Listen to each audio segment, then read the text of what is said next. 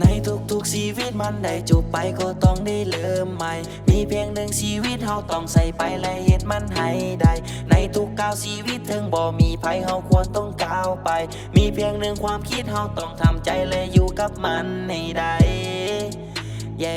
ต้องอยู่กับมันให้ได้ถึงว่าเฮาเคยเสียใจต้องอยู่กับมันให้ได้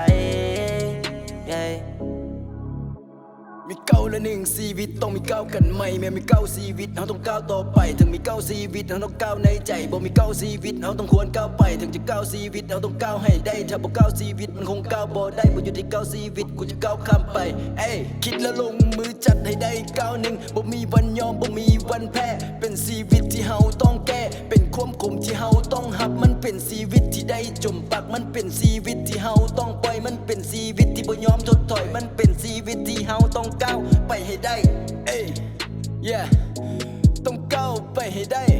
ต้องก้าวไปให้ได้มันเป็นก้าวมาดีต้องทนฝืนก้าวไปต้องทนฝืนก้าวไปถึงจะฝืนใจต้องอยู่กับสิ่งใหม่ๆอยู่กับสิ่งใหม่ๆมีคนที่ต้องหักแต่กูยังบ่เลื่อนบ่ลง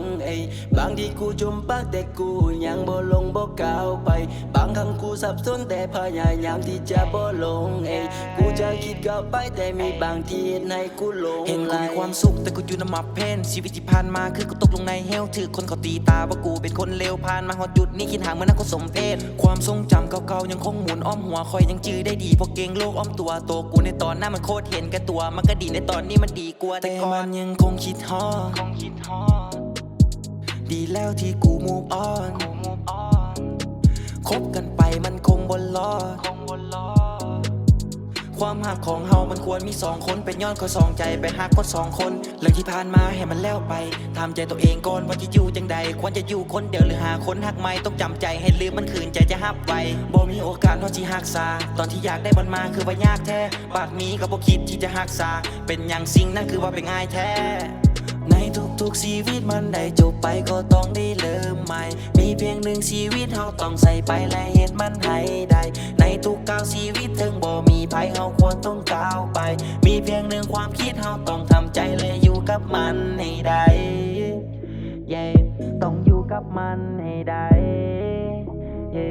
ถึงว่าเฮาเคยเสียใจ